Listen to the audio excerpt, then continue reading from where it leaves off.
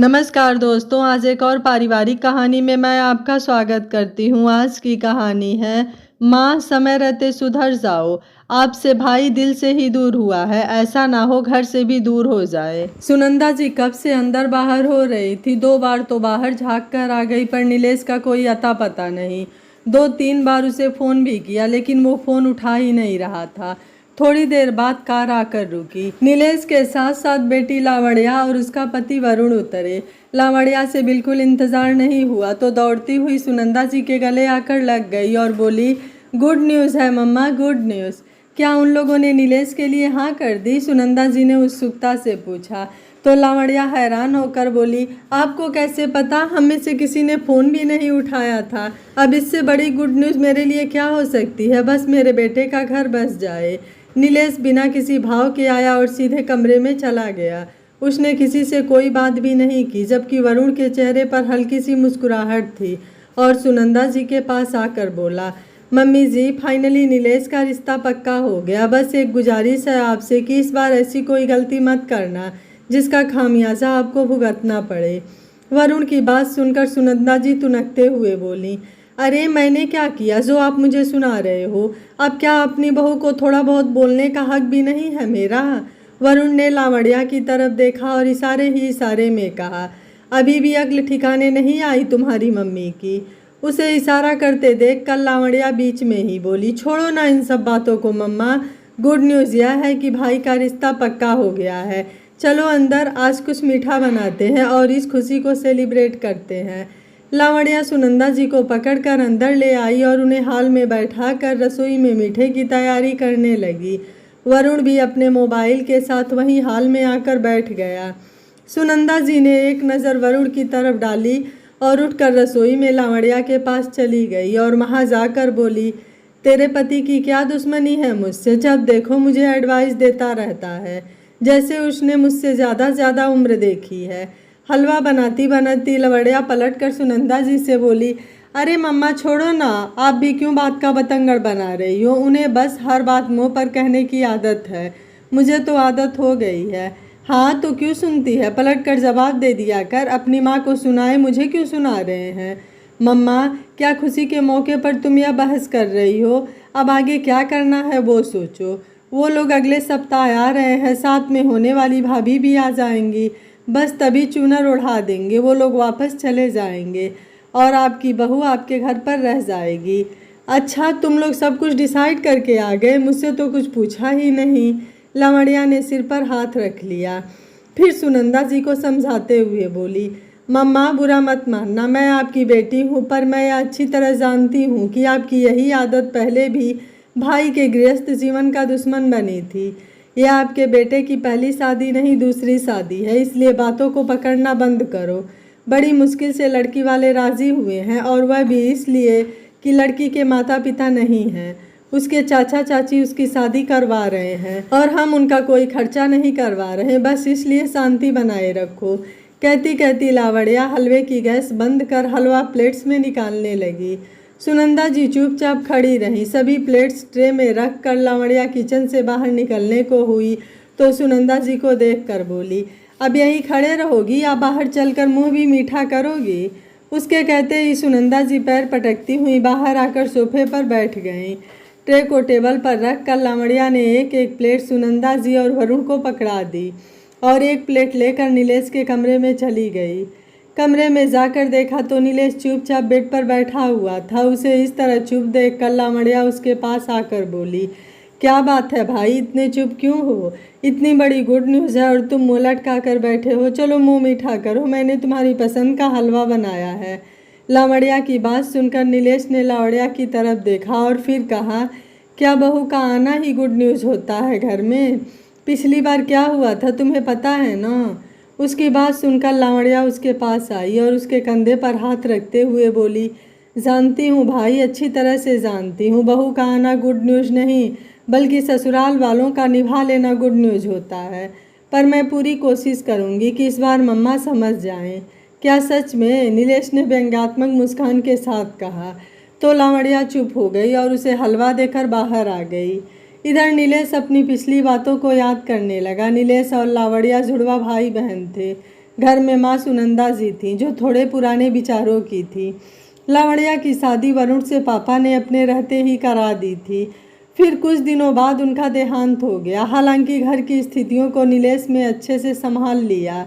कुछ दिनों बाद सुनंदा जी ने अच्छी सी लड़की देखकर नीलेश की शादी भी करवा दी और छाया इस घर की बहू बनकर आ गई। सुनंदा जी खुद ही छाया को पसंद करके लेकर आई थी, लेकिन उसके बावजूद भी वो छाया के साथ ढंग का व्यवहार नहीं करती। वो छाया के लिए कट्टर रूढ़िवादी सास बनकर रह गई थी। उन्होंने छाया के लिए कई तरह के नियम बना रखे थे, क्योंकि सुनंदा जी का मानना था कि घर की बरकत घर की बहू के हाथ में होती है। सुनंदा जी छाया को अपनी पसंद से बहू तो बना कर ले आती हैं, लेकिन अपनी सोच के चलते वो छाया के लिए नित्य नए नियम बनाती रहती हैं। पर छाया नीलेश से बहुत प्यार करती थी, इस कारण वो हर नियम को परेशान होते हुए भी निभा लेती थी। पर नीलेश से कभी इसकी शिकायत नहीं करती, और यदि कभी नीलेश देख भी लेता और सुनंदा जी से इस बारे में सवाल जवाब करता तो वो यही कहती, अरे मेरी भी तो बहू है, उससे कुछ कह नहीं सकती क्या जो बीच में बोल रहा है। और वैसे भी मुझे पता है बहू को कैसे रखना चाहिए, ज़्यादा अपना ज्ञान मत झाड़। बीवी के आते ही अपनी माँ को सलाह देने लगा है। सुनंदा जी के ऐसे कड़वे वचन सुनकर नीलेश इसके आगे कुछ नहीं कह पाता। वक्त यूं ही बीत रहा था। शादी के तीसरे महीने में छाया ने गुड न्यूज़ दी थी कि वो माँ बनने वाली है। घर में सब खुश थे, सुनंदा जी भी। पर सुनंदा जी दादी बनने वाली है, इस खुशी में वो ये भी भूल गई कि उन्हें दादी बनाने वाली बहू है। घर में पोता ही हो, इसके लिए वो नित नए नए जतन करने लगी थी। कभी किसी बाबा जी की भभूत लाकर खिलाती तो कभी किसी पंडित जी का प्रसाद। उनकी उम्र की किसी महिला ने कुछ सलाह दे दी तो वो अपना लेती, और तो कभी कुछ और। आए दिन कुछ ना कुछ नया नियम लेकर आ जाती और छाया को बाध्य करती कि वो ये सब नियम उपवास करे और इन सारे नियमों को अपनाए। और यदि छाया मना कर देती तो उस दिन खाना पीना छोड़कर बैठ जाती और दिन भर बड़बड़ाती रहती। कोई मैं अपने लिए कह रही हूँ क्या, मेरी तो उम्र ही इतनी है। अरे तुम्हारा बेटा तो तुमको ही निहाल करेगा, बस इतनी सी इच्छा थी कि मरने से पहले पोता देख लूँ, पर यहाँ मेरी किसे पड़ी है। अधिक थक हार कर छाया को ये सब अपनाना पड़ता, लेकिन अब छाया परेशान रहने लगी थी। एक तो प्रेगनेंसी की दिक्कत, ऊपर से इतने नियम धर्म। उसका शरीर अब उसका साथ नहीं दे रहा था। अब तो उसे उठने बैठने में भी दिक्कत होने लगी थी।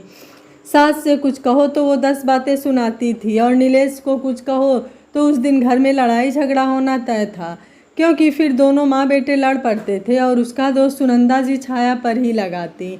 नीलेश कई बार उससे मायके जाने के लिए भी कह चुका था, पर वहाँ तो सिर्फ भैया भाभी थे, और भाभी कैसा व्यवहार करेगी वो भी पता नहीं था।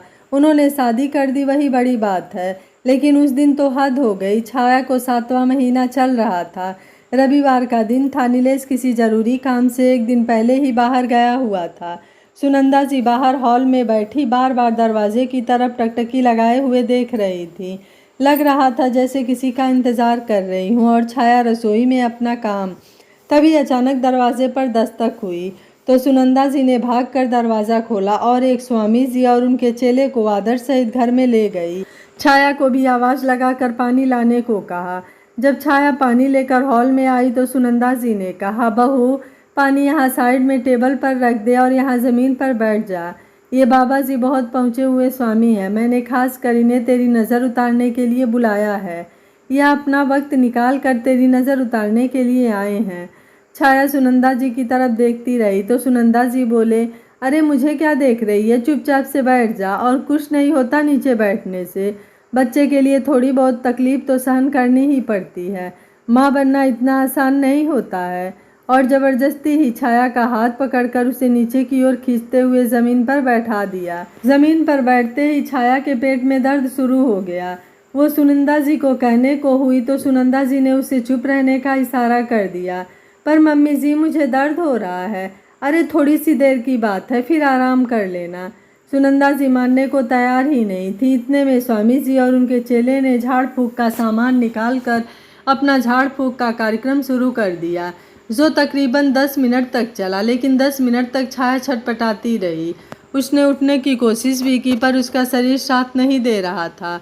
छाया की आंखों से निरंतर आंसू बहे जा रहे थे। उसकी आंखों के सामने अंधेरा छा रहा था, लेकिन पता नहीं क्यों सुनंदा जी को ये सब नज़र ही नहीं आ रहा था। झाड़ फूंक कर वो लोग वहाँ से अपने काम का पैसा लेकर रवाना हो गए। सुनंदा जी दरवाज़ा बंद करने आई तो देखा लावण्या वरुण के साथ घर में आ रही थी। आते ही उसने पूछा, मम्मा ये लोग कौन थे? अरे ये बहुत पहुँचे हुए बाबा जी थे, बस तेरी भाभी की नज़र उतरवाने के लिए बुलाया था। क्या मम्मा, आप भी कैसी बातों पर यकीन करती हो? इसलिए भैया बोल कर गया है कि जाकर एक बार देख आना, कहीं सास बहू के पीछे न पड़ जाए। लावण्या ने हंसते हुए कहा, लो, एक तो सास होकर बहू का ध्यान रख रही हूँ, ऊपर से मुझे ये बातें सुनने को मिल रही है। अरे हमारी सास ने तो हमारे लिए कभी कुछ किया ही नहीं था।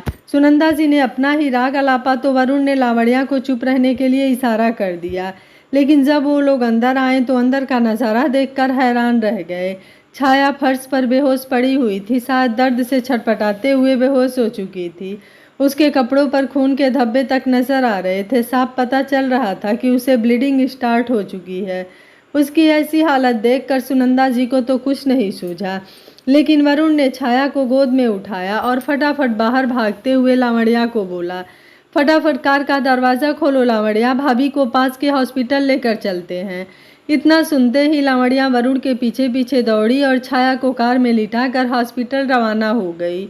इधर सुनंदा जी की हालत पतली हो चुकी थी, पर फिर भी हॉस्पिटल तो जाना ही था, इसलिए घर को ताला लगाकर ऑटो करके पीछे पीछे वो भी रवाना हुई। हॉस्पिटल पहुंचते पहुंचते छाया की हालत बहुत ज़्यादा बिगड़ चुकी थी। हॉस्पिटल पहुंचते ही डॉक्टर ने सबसे पहले उसे आईसीयू में एडमिट किया। छाया की हालत काफ़ी क्रिटिकल थी। सुनंदा जी हॉस्पिटल पहुंची तो वरुण और लावण्या डॉक्टर से बात कर रहे थे। उनके पास पहुंचकर सुनंदा जी हाथ जोड़कर बोली, डॉक्टर साहब, मेरे पोते को बचा लो, हमारे घर का यह पहला बच्चा है, भगवान उसे लंबी उम्र दे, पर आप कैसे भी करके उसे बचा लो। सुनंदा जी की बात सुनकर लावण्या और वरुण को बहुत गुस्सा आया, लेकिन उनसे पहले डॉक्टर ही ने उन्हें लगभग डांटते हुए कहा, शर्म नहीं आती आपको? पोते को बचा लो, पोते को बचा लो, जबकि पता ही नहीं है कि पोता है या पोती। एक किसान भी अपनी फसल से ज़्यादा अपनी मिट्टी से प्यार करता है जिसमें वो फसल उपजती है, लेकिन आप लोग घर में संतान देने वाली बहू की ही कद्र नहीं करते। यहाँ बहू की जान पर बनाई है, हम उसे ही बचा ले तो बड़ी बात है, और आपको पोते की पड़ी है। डॉक्टर की लताड़ खा करके सुनंदा जी एक तरफ नजरें झुकाए चुपचाप खड़ी हो गईं। डॉक्टर ने वरुण को कुछ पर्चियां दी और कहा कि ये दवाइयाँ फटाफट चाहिए। वरुण भी गुस्से में सुनंदा जी को घूरता हुआ वहाँ से फटाफट निकल गया। लावण्या फ़ोन निकाल कर नीलेश को फ़ोन करने लगी। लगभग 2 घंटे की मशक्क़त के बाद सब कुछ खत्म हो चुका था। नीलेश जब तक हॉस्पिटल पहुंचा तब तक छाया इस दुनिया से जा चुकी थी। सुनंदा जी सदमे में खड़ी सिर्फ देख रही थी। लावण्या का रो रो कर बुरा हाल था। यह सब हालात देखकर नीलेश बिल्कुल बुत बन चुका था। ऐसे में वरुण ने ही पूरे परिवार को संभाला, सबको घर ला करके छाया का दाह संस्कार करवाया। ऐसी दुख के घड़ी में वरुण और उसके परिवार वाले लावण्या के परिवार वालों के साथ खड़े थे। पर इतना कुछ होने के बाद आज हालात यह थी कि नीलेश सुनंदा जी से बात बहुत कम करता था, सिर्फ उतनी ही जितनी ज़रूरत होती थी। दोनों माँ बेटे के रिश्ते में खाई सी बन चुकी थी। आज उस हादसे को 4 साल हो चुके थे। बड़ी मुश्किल से लावण्या और वरुण ने नीलेश को शादी के लिए तैयार किया, लेकिन अभी भी सुनंदा जी अपना ही राग अलाप रही थी। तभी वरुण कमरे में आया और बोला, ठीक है भाई, कल मिलते हैं, आखिर तैयारी भी तो करनी है, कल हम दोनों आ जाएंगे, जैसा तुम लोगों को ठीक लगे। नीलेश का जवाब सुनकर वरुण उसके कंधे पर हाथ रखकर वहां से रवाना हो गया। दूसरे दिन लावण्या और वरुण आकर शादी की तैयारियों में लग जाते हैं। नीलेश के कहने पर डिसाइड होता है कि घर में ज़्यादा बड़ा प्रोग्राम नहीं होगा और ना ही ज़्यादा रिश्तेदारों को बुलाया जाएगा।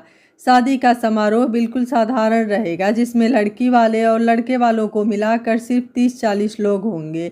लावण्या, तुम जाकर रितिका के कपड़े ले आना और उसकी कोई भी ज़रूरत का सामान हो तो तुम देख लेना। रही बात गहनों की, तो छाया के गहने रखे हैं, उन्हीं से काम हो जाएगा। नीलेश तो ये बोलकर अपने ऑफिस चला गया, लेकिन सुनंदा जी मुँह सुजाए ही बैठी रहीं। वरुण ने लावण्या को सुनंदा जी की तरफ देखने का इशारा किया। लावण्या ने उसे चुप रहने का इशारा करते हुए कहा, वरुण, तुम मेन्यू डिसाइड कर लो कि उस दिन क्या बनेगा, और फिर कुक और पंडित दोनों बुक कर दो। फिर बच्चों को प्लीज़ घर पर मम्मी जी के पास छोड़ते हुए अपनी शॉप पर निकल जाना। तब तक मैं भी देखूंगी कि नई भाभी के लिए क्या क्या लाना है। हाँ तो बताइए मम्मी जी, क्या बनना है उस दिन नई बहू के स्वागत में?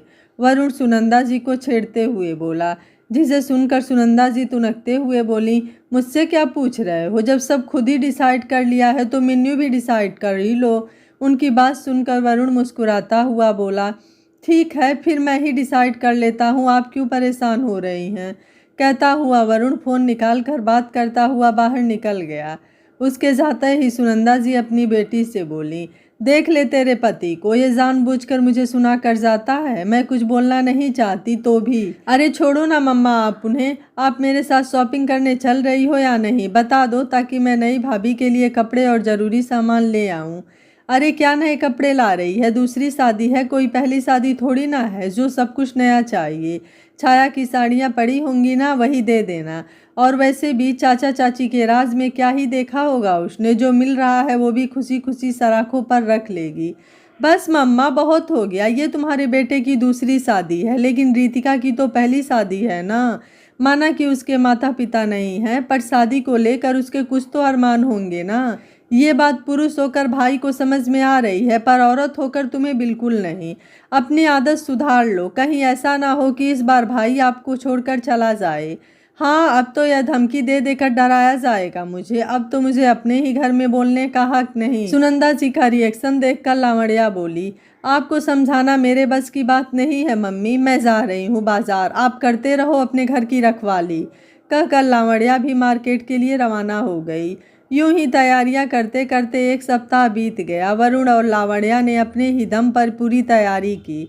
आखिर वो दिन भी आ गया जब रितिका के साथ नीलेश विवाह बंधन में बंधने वाला था। उन लोगों की सुबह 8 बजे की ट्रेन थी। वरुण उन लोगों को स्टेशन लेने गया हुआ था और वहां से उन लोगों को सीधे घर ही लेकर आ गया। ऊपर के 2 कमरे रितिका के परिवार वालों को दे दिए गए, साथ ही घर में काम करने वाली माया को उन लोगों की खातिरदारी में लगा दिया। यहाँ तक कि एक पार्लर वाली को भी बुला लिया था कि वो रितिका को तैयार कर सके। लावण्या और वरुण ही सब कुछ संभाल रहे थे, जबकि सुनंदा जी एक तरफ चुपचाप बैठी हुई थी, क्योंकि लावण्या ने उन्हें ताकीद कर दिया था कि वो ज़्यादा कुछ नहीं बोलेंगी। थोड़ी देर के बाद पंडित जी भी आ गए। उन्होंने एक छोटी सी पूजा के लिए रितिका और नीलेश को बुलाया। जब रितिका के परिवार वाले रितिका को लेकर नीचे उतरे तो लाल रंग की साड़ी में रितिका बेहद खूबसूरत लग रही थी।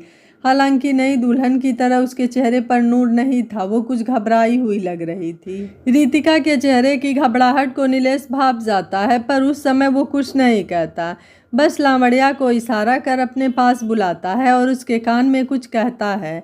उसकी बात सुनकर लावण्या के चेहरे के भाव भी बदल जाते हैं और वो रितिका के पास आकर धीरे से कान में कुछ कहती है। उसके बाद लावण्या रितिका को लेकर नीलेश के कमरे में जाने लगती है तो रितिका की चाची कहने लगी, अरे बेटा इसे कहाँ लेकर जा रही हो? पंडित जी तो पूजा के लिए बुला रहे हैं। उनकी बात सुनकर लावण्या मुस्कुरा कर बोली, अरे चाची जी भाभी बहुत सुंदर लग रही हैं, पर मैंने सोचा कि इन्हें सोने के कंगन भी पहना देती हूँ, इसलिए बस मैं इन्हें लेकर जा रही हूँ, 5 मिनट में आ जाऊँगी, फिर तो मैं भी चलती हूँ तुम्हारे साथ। अरे चाची जी आप यहाँ मम्मी के साथ बैठो, मैं ही भाभी को कंगन पहना कर लाती हूँ, वैसे भी अब भाभी को यहीं तो रहना है। कहकर लावण्या रितिका को अपने साथ ले गई। लावण्या रितिका को नीलेश के कमरे में ले आई और उसे आराम से पलंग पर बिठाते हुए बोली, क्या बात है, क्यों घबरा रही हैं आप? उसके इस सवाल से रितिका और ज़्यादा घबरा गई। नहीं नहीं तो ऐसी कोई बात नहीं है। कोई तो बात है ज़रूर, जब आप यहाँ आई थी तब इतनी घबराई हुई नहीं थी, लेकिन जैसे ही तैयार होकर नीचे आई तब से आपके चेहरे पर घबराहट साफ झलक रही है। क्या बात है, सच सच बताइए। उसकी बात सुनकर भी रितिका बिल्कुल चुप थी, कुछ नहीं बोल रही थी। तो लावण्या ने फिर से कहा, देखिए भाभी आपको पूरी ज़िंदगी यहीं बितानी है, इसलिए जो भी बात है सच सच बताइए। अभी बता देंगी तो समस्या का हल भी हो जाएगा, नहीं तो ज़िंदगी जीना दुश्वार हो जाता है। उसकी बात सुनकर रितिका ने आंखों में आंसू लिए कहा, आपकी पहली भाभी की मौत कैसे हुई थी? उसके इस सवाल से लावण्या एकदम से शक पका गई। फिर खुद को शांत करते हुए बोली, हम जब आपसे मिलने आए थे तभी हमने आपको सब कुछ सच सच बताया था, फिर आज अचानक ये सवाल क्यों? क्योंकि आपने बताया ही नहीं कि आपकी मम्मी के कारण उनकी मौत हुई थी। फिर पति के साथ ही थोड़ी ना रहना है, मुझे सास के साथ भी तो रहना है इस घर में, और आपकी मम्मी तो अपनी पहली बहू को मार कर बैठी हैं। उसकी बात सुनकर लावण्या चुप हो गई। फिर उसने नीलेश को फ़ोन करके कमरे में आने को कहा। नीलेश जब कमरे में आया तो वरुण भी उसके साथ साथ कमरे में आ गया। इधर सब लोग अपने अपने कयास लगाने लगे कि आखिर क्या बात हुई है जो पूजा में बैठने की जगह नीलेश के कमरे में मीटिंग होने लगी। चाचा चाची भी उठकर अंदर आने लगे तो वरुण की मम्मी ने उन्हें बाहर ही रोक लिया। इधर लावण्या ने नीलेश और वरुण को सब बात बताई। उसकी बात सुनकर नीलेश ने कहा, मेरी माँ के स्वभाव को मैं नहीं बदल सकता, पर इतना ज़रूर है कि किसी को भी उन्हें बर्दाश्त करने की ज़रूरत नहीं। जब कोई इंसान बदलना नहीं चाहता तो उसे उसके हाल पर ही छोड़ देना बेहतर है। अगर उन्हें समझ में आ जाएगा तो अपने आप ही बदलाव कर लेंगी, अन्यथा आप उन्हें बर्दाश्त करो ये मैं कभी नहीं कहूँगा। और अगर आप जाना चाहती हैं तो आप जा सकती हैं, ज़बरदस्ती रिश्ते नहीं निभाए जाते। नीलेश की बात सुनकर रितिका चुप हो गई। नीलेश तो यह कहकर कमरे से बाहर आ गया। अंदर लावण्या और वरुण ने रितिका को समझाया, नीलेश बुरा नहीं है, वो छाया से बहुत प्यार करता था और इसी कारण कई बार मम्मी से भी लड़ पड़ता था। यकीन मानो वो तुम्हारा साथ भी कभी नहीं छोड़ेगा। लेकिन अचानक इस लेकिन को सुनकर रितिका चेहरे पर घबराहट दिखने लगी। लेकिन क्या? लेकिन अपने लिए सभी को खुद बोलना पड़ता है। मम्मी छाया को परेशान करती थी पर छाया कभी इसका प्रतिकार नहीं करती थी। इस कारण से मम्मी उन पर हावी हुई। आदर्श होना गलत नहीं है, पर आदर्श बनने के नाम पर गलत को सहन करना गलत है। इसलिए कह रही हूँ कि गलत को गलत कहेंगी तो ही जिंदगी आसान होगी। अब आप क्या करना चाहती हैं वो आपका निर्णय है। रितिका बिल्कुल खामोश रही। इतने में बाहर से पंडित जी की आवाज़ आई, अरे सजमान जरा जल्दी कीजिए, पूजा का समय निकला जा रहा है। उनकी बात सुननी थी कि रितिका उठ खड़ी हुई। चलिए ननद रानी, पूजा का समय निकला जा रहा है। उसके मुंह से ये सुनकर लावण्या के चेहरे पर मुस्कुराहट आ गई और वो खुशी खुशी रितिका का हाथ पकड़कर उसे बाहर ले आई। उसे बाहर देखकर वरुण को भी तसल्ली मिली और उसने इशारे से नीलेश को पूजा में बैठने के लिए कहा। जब नीलेश और रितिका पूजा में बैठने के लिए आए तो दोनों की नज़रें आपस में टकराई। रितिका की आंखों में आत्मविश्वास नजर आ रहा था, वहीं नीलेश की आंखों से साफ लग रहा था कि कह रहा हो कि तुम्हारे इस विश्वास को मैं कभी टूटने नहीं दूंगा। रितिका और नीलेश की शादी बहुत ही सादे तरीके से संपन्न हो गई। जब गृह प्रवेश का समय आया तो नीलेश ने अपनी माँ के सामने एक शर्त रखी कि माँ, मैं गृह प्रवेश एक ही शर्त पर करूँगा, जब छाया जैसा व्यवहार तुम रितिका के साथ नहीं करोगी और अपने कोई भी नियम कानून रितिका के ऊपर नहीं थोपोगी। सुनंदा जी को अपनी गलती का एहसास तो नहीं था, लेकिन वह एक बात समझ चुकी थी कि अभी बेटा दिल से ही दूर हुआ है। अगर ज़्यादा मनमानी की तो घर से भी दूर हो जाएगा। इसलिए उन्होंने अपना मुंह बंद रखने में ही भलाई समझी और बेटे की बात को स्वीकार कर लिया। रितिका अपने लिए पति के द्वारा उठाए गए इस कदम से बहुत खुश थी और पूरे परिवार को सम्मान देते हुए हंसी खुशी सब साथ साथ रहने लगे। यह कहानी आपको कैसी लगी आप मुझे अपनी राय कमेंट बॉक्स में ज़रूर दीजिएगा। वीडियो पसंद आया है तो वीडियो को लाइक शेयर एंड चैनल को सब्सक्राइब कर लीजिएगा। Thank you for watching. मिलते हैं अगली कहानी में।